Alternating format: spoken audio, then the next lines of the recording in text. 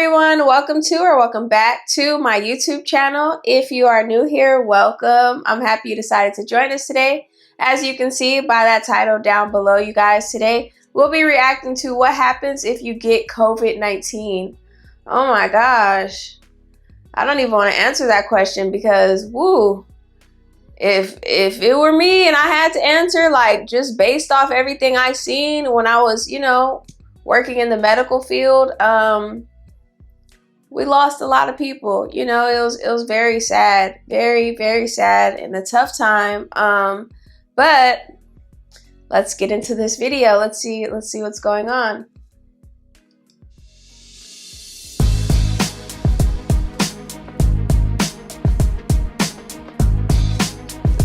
The little intro music is kind of... This is SARS-CoV-2. It belongs to the family of coronaviruses, named for the crown-like spikes on their surfaces. SARS-CoV-2 can cause COVID-19, a contagious viral infection that attacks primarily your throat and lungs. What actually happens in your body when you contract the coronavirus? What exactly causes your body to develop pneumonia? And how would a vaccine work? The coronavirus must infect living cells in order to reproduce. Let's have a closer look. Inside the virus, genetic material contains the information to make more copies of itself. A protein shell provides a hard protective enclosure for the genetic material as the virus travels between the people it infects. An outer envelope allows the virus to infect cells by merging with the cell's outer membrane. Projecting from the envelope are spikes of protein molecules. Both a typical influenza virus and the new coronavirus use their spikes like a key to get inside a cell in your body, where it takes over the cell's internal machinery, repurposing it to build the components of new viruses. When an infected person talks, coughs, or sneezes, droplets carrying the virus may land in your mouth or nose and then move into your lungs. Once inside your body, the virus comes in contact with cells in your throat, nose, or lungs. One spike on the virus inserts into a receptor molecule on your healthy cell membrane like a key in a lock. This action allows the virus to get inside your cell. A typical flu virus would travel inside a sac made from your cell membrane to your cell's nucleus that houses all its genetic material. The coronavirus, on the other hand, doesn't need to enter the host cell nucleus. It can directly access parts of the host cell called ribosomes. Ribosomes use genetic information from the virus to make viral proteins, such as the spikes on the virus's surface. A packaging structure in your cell then carries the spikes in vesicles, which merge with your cell's outer layer, the cell membrane. All the parts needed to create a new virus gather just beneath your cell's membrane. Then, a new virus begins to bud off from the cell's membrane. Now, with the virus spreading in your body, how can you develop pneumonia symptoms? For this, we'll have to look into your lungs. Each lung has separate sections called lobes.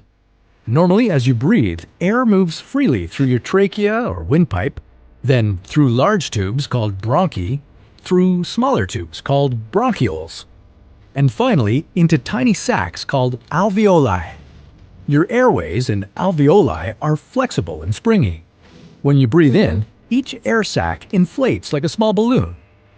And when you exhale, the sacs deflate. Small blood vessels called capillaries surround your alveoli. Oxygen from the air you breathe passes into your capillaries, and then carbon dioxide from your body passes out of your capillaries into your alveoli so that your lungs can get rid of it when you exhale. Your airways catch most germs in the mucus that lines your trachea, bronchi, and bronchioles. In a healthy body, hair-like cilia lining the tubes constantly push the mucus and germs out of your airways, where you might expel them by coughing. Normally, cells of your immune system attack viruses and germs that make it past your mucus and cilia and enter your alveoli. However, if your immune system is weakened, like in the case of a coronavirus infection, the virus can overwhelm your immune cells and your bronchioles and alveoli become inflamed as your immune system attacks the multiplying viruses. The inflammation can cause your alveoli to fill with fluid, making it difficult for your body to get the oxygen it needs. You could develop lobar pneumonia, where one lobe of your lungs is affected, or you could have bronchopneumonia that affects many areas of both lungs. Pneumonia may cause difficulty breathing, chest pain, coughing, fever and chills, confusion, headache, muscle pain, and fatigue. It can also lead to more serious. I swear, when I was working in the medical field, this was definitely a video that I needed to see. I wish I would have seen this video a lot sooner because it's so informative and like he's breaking everything down in detail. You know, like, wow. It's deeper than I thought. You know what I'm saying? Did y'all think it was like this? Or am I the only one? I might be the only one, but it's mind-boggling, honestly. To more serious complications. Respiratory failure occurs when your breathing becomes so difficult that you need a machine called a ventilator to help you breathe. These are the machines that save lives and that medical device companies currently ramp up production for. Whether you would develop these symptoms depends on a lot of factors, such as your age and whether you already have an existing condition. While this all sounds scary, the push to develop a coronavirus vaccine is moving at high speed. Studies of other coronaviruses led most researchers to assume that people who have recovered from a SARS-CoV-2 infection could be protected from reinfection for a period of time. Oh, wow. But that assumption needs to be backed by empirical evidence, and some studies suggest otherwise. There are several different approaches for a potential vaccine against the coronavirus. The basic idea is that you would get a shot that contains faint versions of the virus. The vaccine would expose your body to a version of the virus that is too weak to cause infection, but just strong enough to stimulate an immune response. Within a few weeks, cells in your immune system would make markers called antibodies, which would be specific for only the coronavirus, or specifically its spike protein. Antibodies then attach to the virus and prevent it from attaching to your cells. Your immune system then responds to signals from the antibodies by consuming and destroying the clumps of viruses. You guys, I was so against getting the shot. Like, I remember back when I was working, during COVID, when I was working, I remember like having to get a freaking test every week. Every Friday, we would get tested for COVID-19. Luckily, I never caught COVID. I never tested positive for COVID. But the shot was actually offered to me, but I was so strongly against it only because I just kept hearing too much. Like, it was just too much talk going on about it. People feeling like they didn't quite know what the side effects would be, if it was dangerous or not. Like, it was just too much talk going on about it to the point where it made me nervous to want to get it. So I kept opting out. Like, no, I don't want the COVID-19 shot. I don't want the COVID shot. And I never got it. I don't know if that's a good thing or a bad thing though, honestly, because I mean, like I said, I've never caught COVID-19 and I never had it. But yeah, I also never had the shot either, so. By consuming and destroying the clumps of viruses. If you then catch the real virus at a later stage, your body would recognize it and destroy it. In other words, your immune system is now primed. Collecting evidence on whether this will be possible, safe, and effective is part of what's taking researchers so long to develop a vaccine. It's a race against time to develop a vaccine amid a pandemic. Each step in vaccine development usually takes months, if not years. An Ebola vaccine broke records by being ready in 5 years. The hope here is to develop one for the new coronavirus in a record-breaking 12 to 18 months.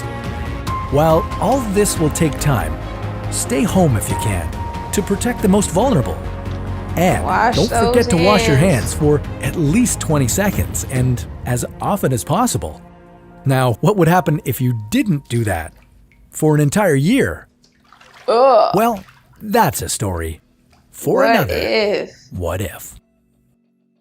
Hey there, Peter here. I'm recording this in my basement today as we continue to self-isolate, social distance. Hope you are too. We want to say a special thanks to Nucleus Medical Media today for those cool 3D animations. If you want to see more scientifically accurate medical animations, head on over to their channel. You can learn more about the human body, conditions and illnesses, and how we can treat them. Yes. You know, it's only science that's going to get us through this. Stay safe, everyone. I loved his format. And I love this video. It was super informative. I'm not gonna lie.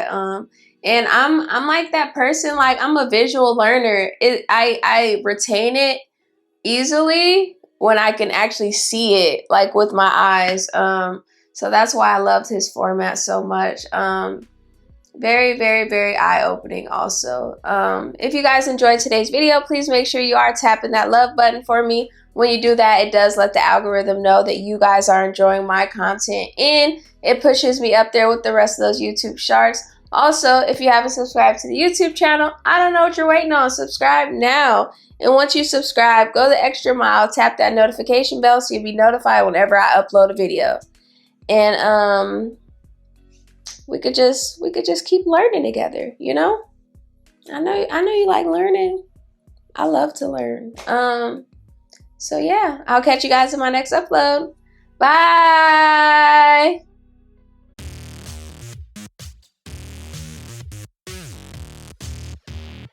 Hello everyone, welcome back to my YouTube channel. If you are new here, welcome. I'm happy you decided to join us today. As you can see by that title down below, you guys, today we'll be reacting to What If. We won't be reacting to What If. That's the name of the dang channel. Mia, what the heck are you talking about? Oh. Okay. Let me get myself together. Hello everyone, welcome back to my YouTube channel. If you are new here, welcome. I'm happy you decided to join us today. As you can see by that title down below, you guys, today we'll be reacting to what happened. Okay.